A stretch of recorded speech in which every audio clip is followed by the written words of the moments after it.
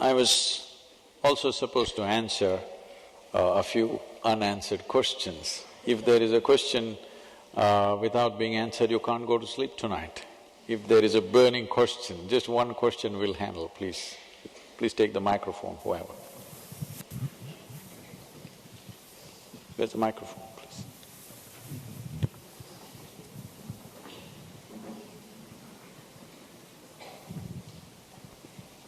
Please take the microphone. Here. The lady with the microphone, you must look for her raised hands.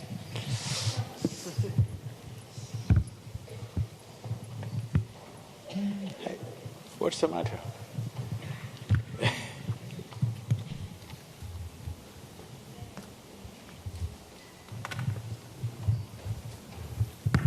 Namaskaram, Sadhguru.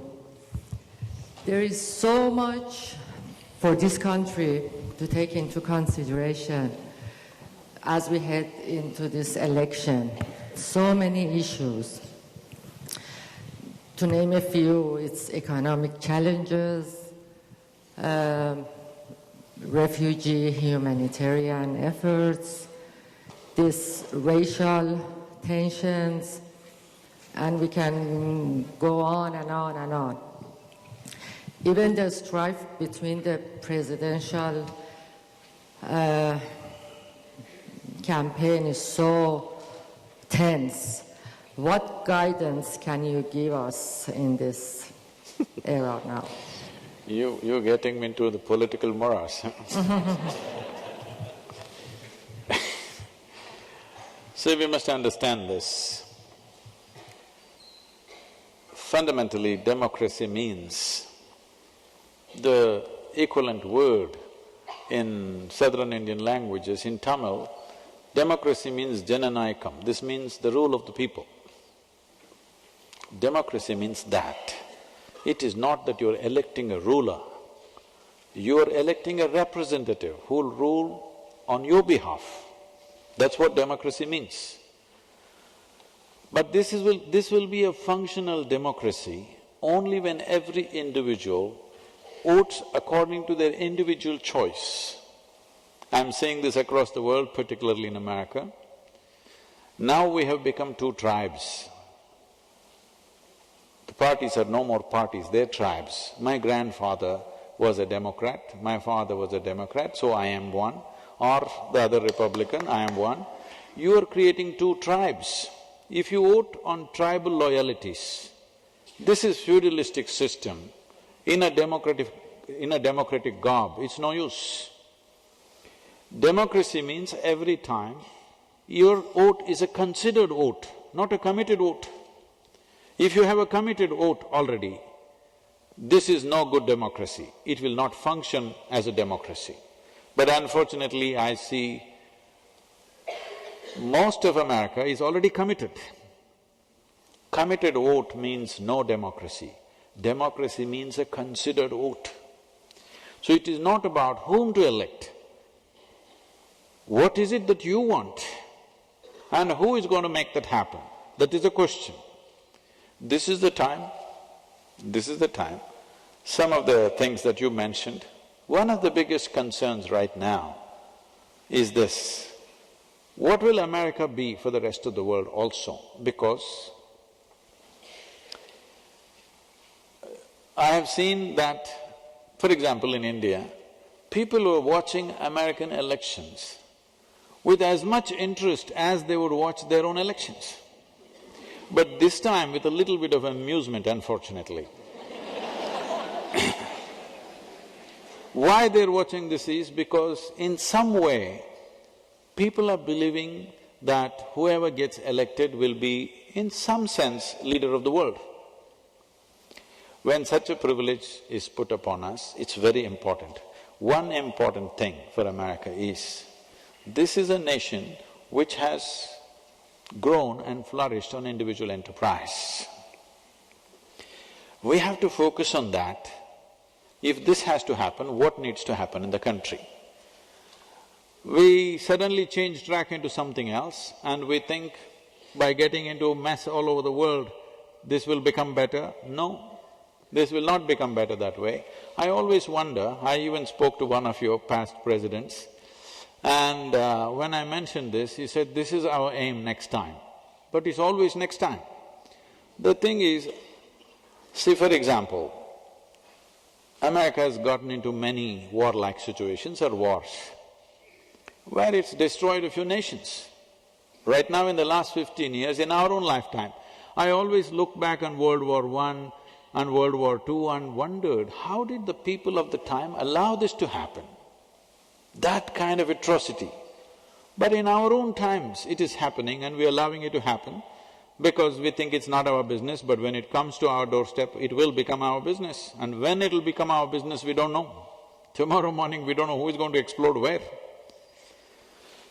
Instead of sending 150,000 soldiers and spending $1 trillion in Middle East, if you had sent out 150,000 engineers, doctors, business experts, variety of people, instead of investing $1 trillion, 1/10 of that if you had invested, you could have…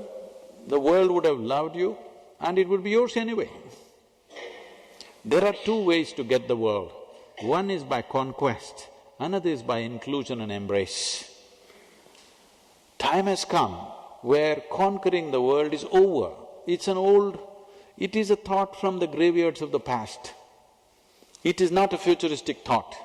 Future does not belong to those who want to conquer.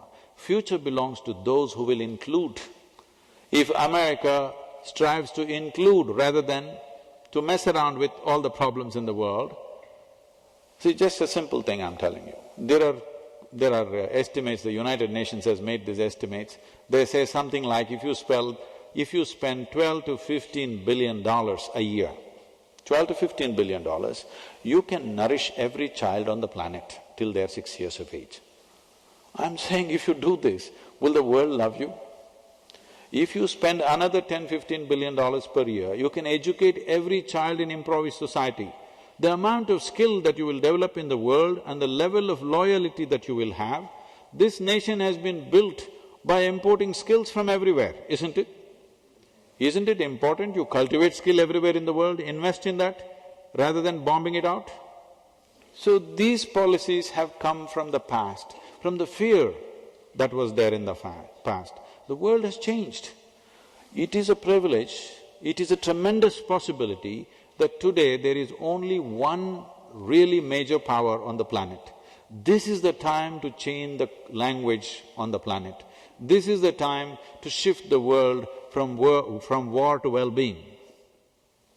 America has this responsibility, and you as people and citizens of the nation, you must demand this is what you want. Two or three simple things you must ask them to promise, who's going to do it, they will get the vote, whoever it is, it doesn't matter. See, it is not a person that you're electing, it's an office. In Tamil language, there is a saying about selecting the kings in the past. When it comes to a king, Nallavan venuma, Vallavan venuma, it means, do you want a good man or do you want a capable man? So when it comes to the leader, we want a capable person.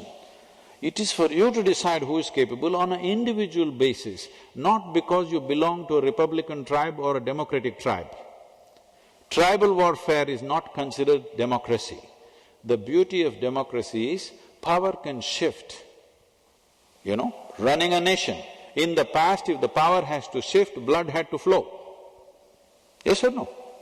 From one king to another, if it has to shift, lot of blood had to flow. Now democracy means the beauty of democracy is we can shift power gracefully without a drop of blood dropping. That is the beauty of it. But this will be only functional when you have a considered oath, not when you have a committed oath. So you must put across not too many things, 2 or 3 things that must happen for this nation. And say, ask them before the next debate, you have a social media, you can reach them, there was a time you couldn't reach them, now you can reach them.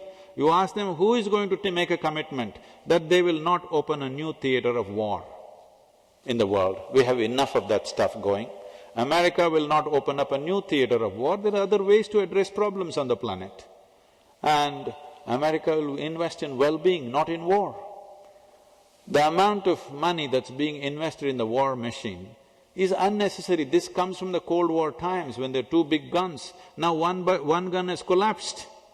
This is the time to shift the world from war to well-being. And this is the way the future and future prosperity of this nation and every other nation on the planet can be assured, is that everybody invests in each other's well-being in different ways. That is the only way that we will not continue to fight, because we cannot afford to fight in future, because we are not fighting with sticks and swords anymore. We are fighting with that kind of weapons where nobody can win, isn't it? Not only nobody can win, nobody can exist at the end of the fight. When we are in that kind of capability, we must understand that our fundamental way of handling the world should move from investing in war to investing in well-being of the world. Just get this promise from them, who is going to do it, and let them get the vote. But it must be your individual considered vote.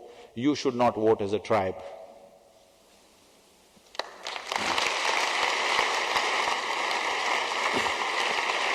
And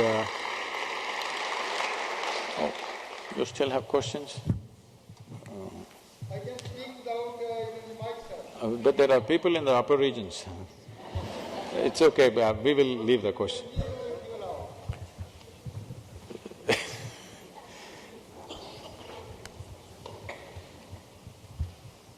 Mine is not a question, more it is a quest. It is a seeking. Sadhguru,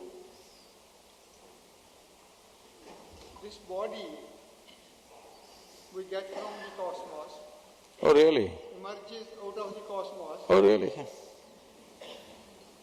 lives in the cosmos. I got my body from this planet. I don't know about yours. So you will be able to solve my problem. Yes. We give it back to the cosmos. Then what is it that we say, I'm not the body, I'm not this body, I'm not the mind. And what is that is roasted in a hell, goes to heaven, enjoy food, or gets born as a plant, animal, or a Shudra, That's or fine. a Brahman, Okay. or like an… It's a long… I'll come. Now I know you can solve it. Thank you. Now, first let's understand this.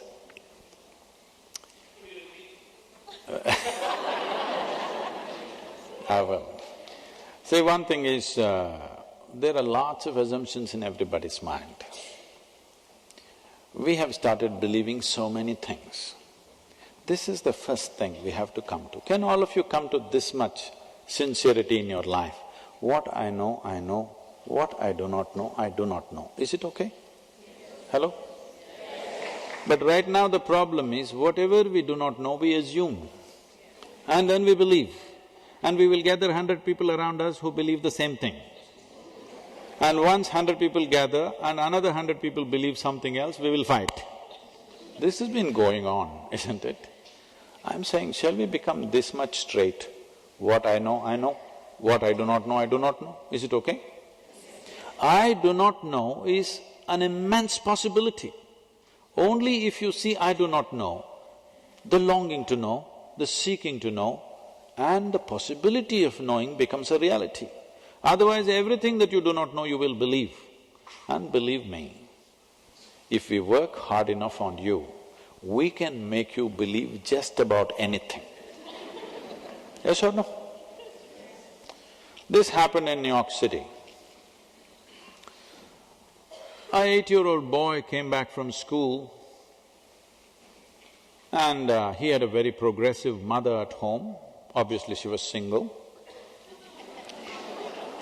He came home one day and asked, "Mama, is God man or woman?" She thought about all the gender politics involved in this, and then she came out with an answer and she said, "Both." He went into deep thought. After some time he came back and asked, "Mama, is God black or white?" Again she thought about all the racial politics involved in the country, and after much consideration she came back and she said, "Both." Then he went into very deep thought. After some time he came back and asked, "Mama, is God straight or gay?" She thought about all the politics involved with that aspect and then she said, "Both." The boy jumped in joy, I got it, it's Michael Jackson."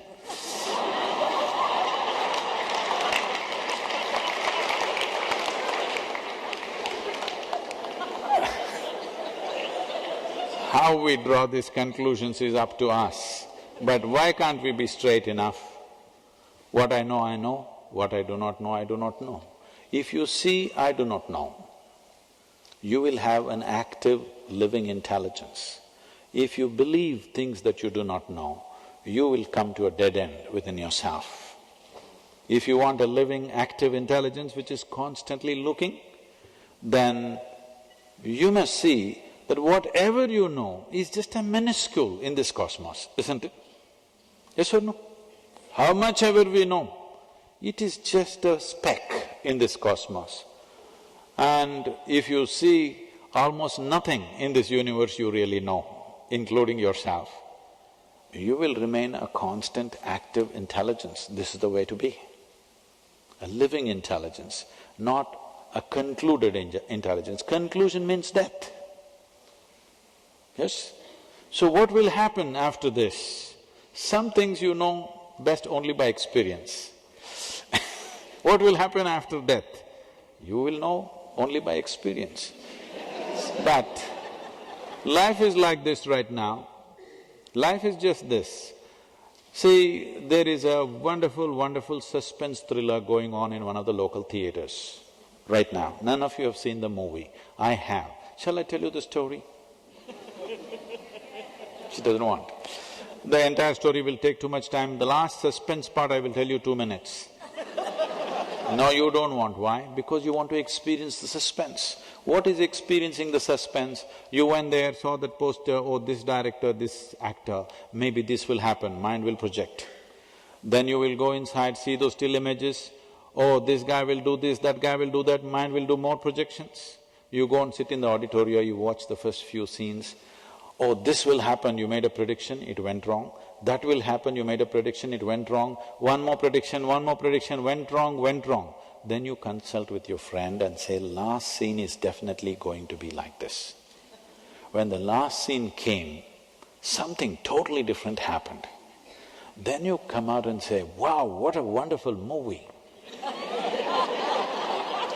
If all your predictions go wrong, it is wonderful. Then I'm asking you, what's wrong with your life? Only problem is you lost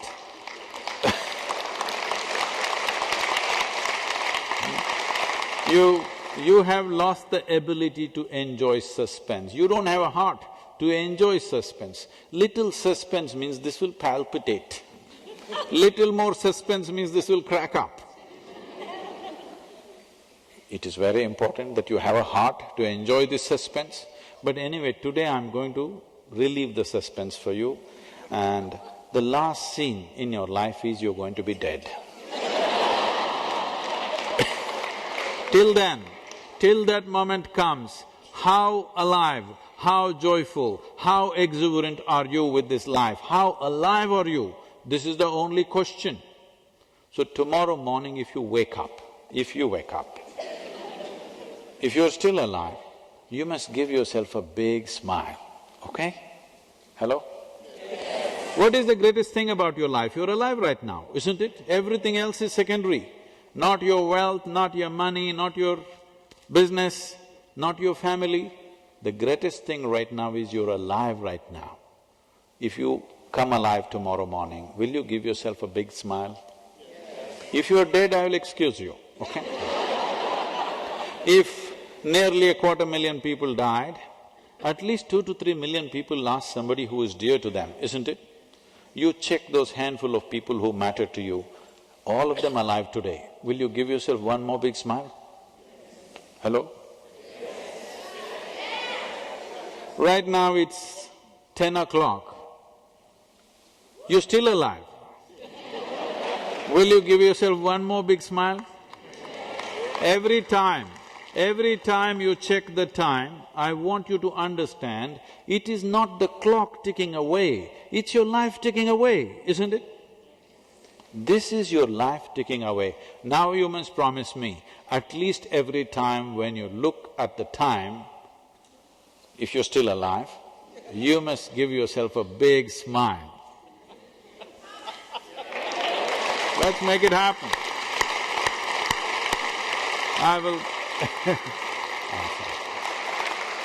I will come and spend a little time with all of you, and if you want the book signed, I'll come.